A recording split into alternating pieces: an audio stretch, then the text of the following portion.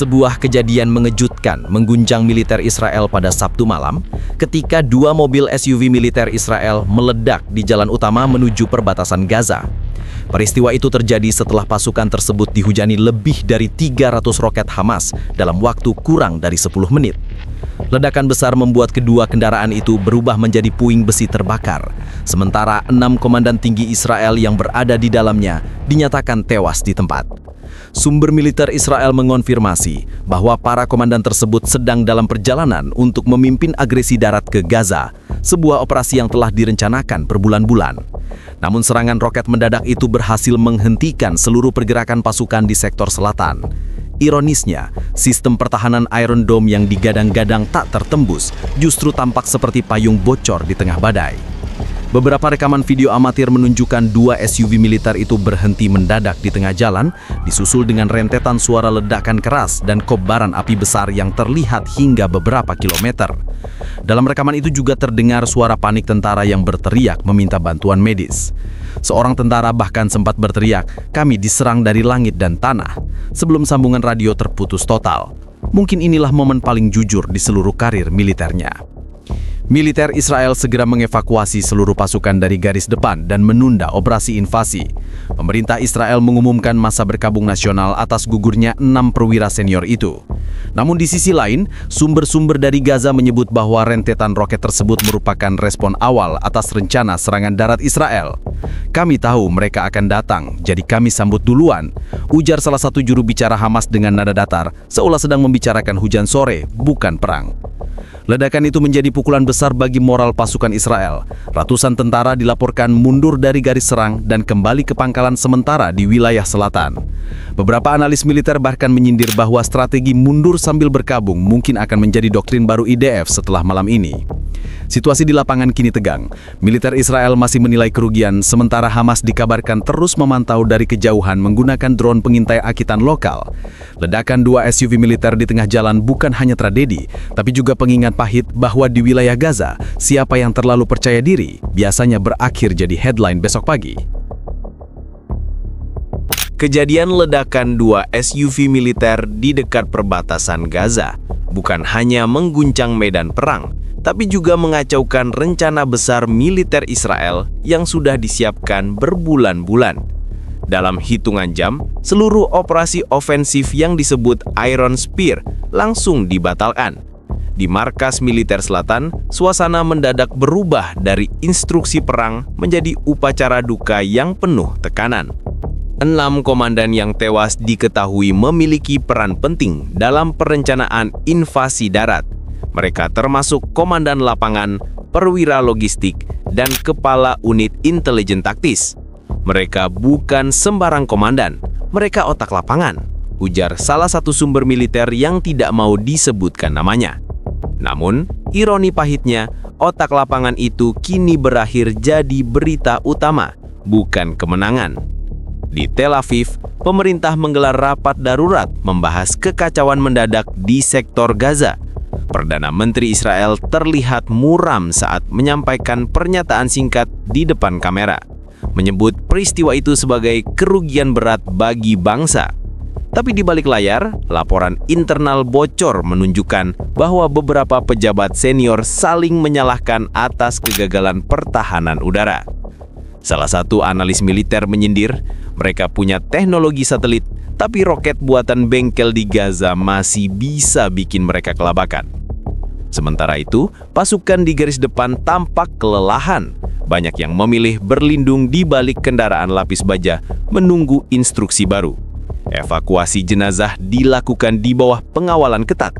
Drone milik Hamas masih berputar di langit-langit, memantau setiap pergerakan pasukan Israel. Beberapa tentara dilaporkan marah dan frustasi, bukan hanya karena kehilangan komandan, tapi juga karena seragam mereka kini lebih bau asap daripada kemenangan. Di media lokal Israel sempat menyiarkan rekaman suasana di pangkalan militer. Bendera setengah tiang, sirene berkabung, dan pasukan berdiri diam dengan wajah tegang. Dari Gaza, kontrasnya terdengar sorakan dan tembakan perayaan udara. "Itu bukan perayaan kematian," ujar salah satu warga Gaza. itu perayaan karena kami masih hidup. Situasi diplomatik pun makin rumit. Amerika Serikat dikabarkan menekan Israel agar tidak melakukan serangan balasan gegabah. Namun, banyak pihak menilai keputusan untuk mundur sementara hanyalah bentuk pengakuan bahwa operasi besar mereka sudah gagal sebelum sempat dimulai. Terbiasa mereka menyerang setelah rapat strategi, tulis salah satu jurnalis Arab di media sosial, tapi kali ini mereka menggelar pemakaman dulu baru rapatnya nanti. Insiden ini kini disebut sebagai salah satu hari paling memalukan bagi militer Israel dalam dekade terakhir. 2 mobil terbakar dan 6 perwira gugur menjadi simbol kegagalan koordinasi, kesombongan strategi, dan lemahnya kesiapan di hadapan serangan cepat Hamas. Di dunia militer, kesalahan kecil bisa menelan nyawa. Tapi malam ini, yang ditelan bukan cuma nyawa, melainkan juga reputasi. Ledakan 2 SUV militer Israel yang menewaskan 6 komandan senior kini menjadi berita utama di berbagai media internasional. Dari Washington hingga Doha, dari Moskow hingga Ankara, semua mata tertuju pada satu hal: bagaimana pasukan dengan anggaran militer miliaran dolar bisa kebobolan oleh roket buatan tangan dari Gaza. Harian The Guardian menulis dengan nada sinis bahwa operasi darat Israel tampaknya meledak sebelum mereka sempat menyalakan mesin tank. Sementara media Turki menyoroti bahwa peristiwa ini menunjukkan ketidakseimbangan moral dan militer dalam konflik yang selama ini diklaim sepihak. Di media sosial, tagar #Iron Dome menggantikan #Iron Dome di banyak postingan. Sebuah dark joke global yang menyindir kegagalan sistem pertahanan Israel yang katanya tak terkalahkan. Dari Washington, pejabat AS mencoba meredam situasi dengan pernyataan standar, menyerukan penahanan diri sambil tetap menegaskan hak Israel untuk mempertahankan diri. Namun dalam briefing tertutup, sejumlah diplomat AS dikabarkan heran mengapa serangan roket sebesar itu tidak bisa dideteksi lebih awal. Salah satu analis bahkan berkomentar, mungkin sistem radar mereka sibuk cari sinyal Wi-Fi bukan roket. Negara-negara Arab merespons dengan beragam cara. Beberapa pemerintahan secara resmi tidak menanggapi, namun di jalan-jalan aman, Kairo dan Beirut, terlihat massa yang merayakan dengan kembang api dan teriakan takbir. Mereka melihat kejadian ini sebagai titik balik yang jarang terjadi. Momen ketika kekuatan kecil berhasil menampar Jaganza militer di siang bolong. Di Gaza, Hamas menyebut operasi mereka sebagai pesan pembuka. Dalam konferensi pers yang digelar di tempat rahasia, juru bicara kelompok itu menyatakan bahwa 300 roket hanyalah gelombang awal.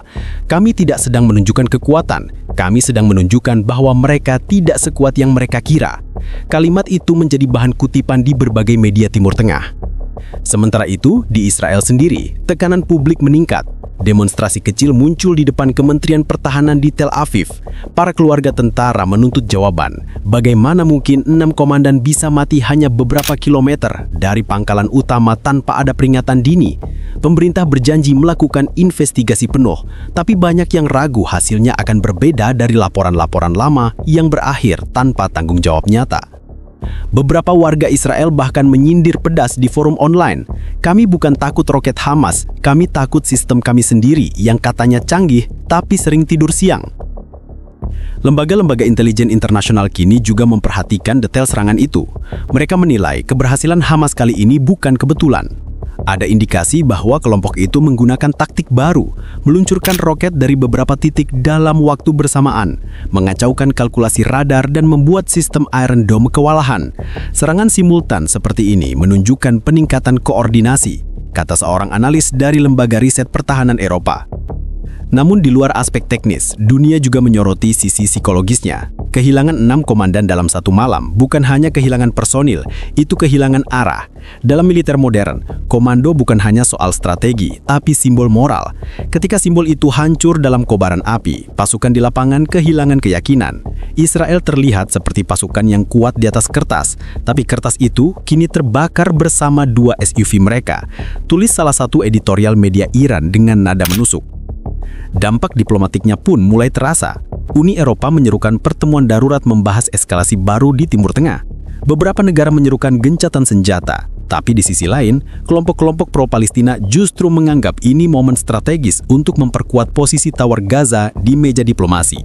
Di tengah kebingungan global itu, satu hal jadi jelas, setiap kali Gaza diserang, dunia diam. Tetapi ketika Israel kehilangan 6 komandannya, semua orang baru ingat cara berduka.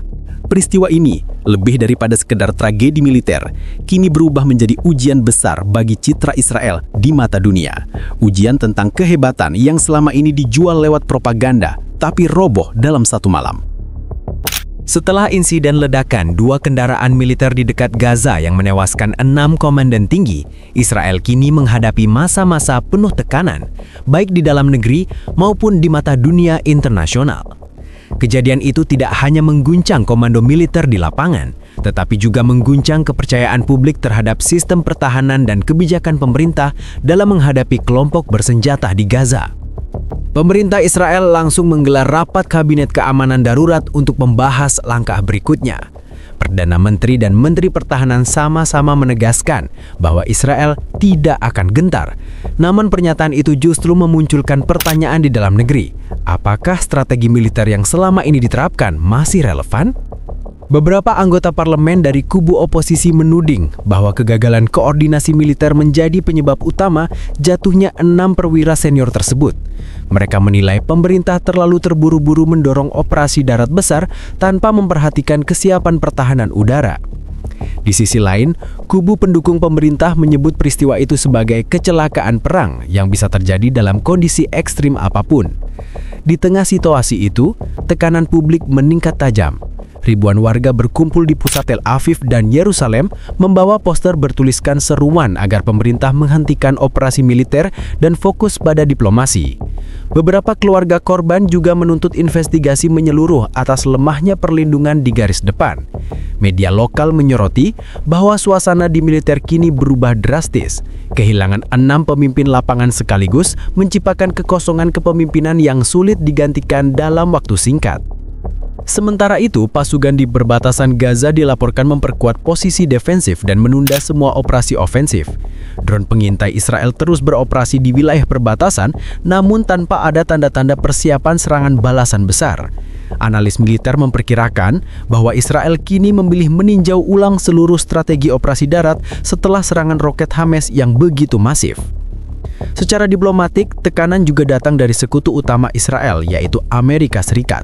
Washington meminta agar setiap langkah balasan dilakukan secara terukur untuk mencegah eskalasi yang lebih besar.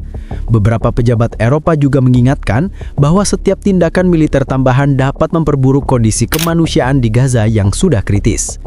Di sisi lain, Hamas menyebut keberhasilan serangan roket itu sebagai bentuk pertahanan diri dan menegaskan bahwa mereka siap menghadapi apapun yang akan terjadi selanjutnya. Pernyataan ini membuat situasi semakin tegang, dengan kedua pihak saling menyiapkan langkah tanpa menunjukkan tanda kompromi. Para pengamat menilai bahwa insiden ini bisa menjadi titik balik dalam konflik Israel-Gaza. Kehilangan 6 komandan senior tidak hanya menunda rencana operasi besar, tetapi juga membuka perdebatan luas mengenai arah kebijakan keamanan Israel di masa depan. Sejumlah analis berpercaya bahwa pemerintah kini berada di posisi sulit, antara mengharuskan menunjukkan kekuatan militer untuk menjaga wibawa, atau menahan diri demi menghindari perang yang lebih besar. Dalam pernyataan penutupnya, Perdana Menteri Israel menyebut bahwa pemerintah akan menghormati pengorbanan para prajurit dan memastikan operasi militer berikutnya dilakukan dengan perhitungan matang. Namun banyak pihak menilai, di balik pernyataan resmi itu, terdapat bayang-bayang ketidakpastian yang masih panjang. Kehilangan 6 komandan tinggi bukan sekedar tragedi militer, melainkan ujian terbesar bagi strategi dan stabilitas politik Israel di tengah konflik yang tampaknya belum akan berakhir.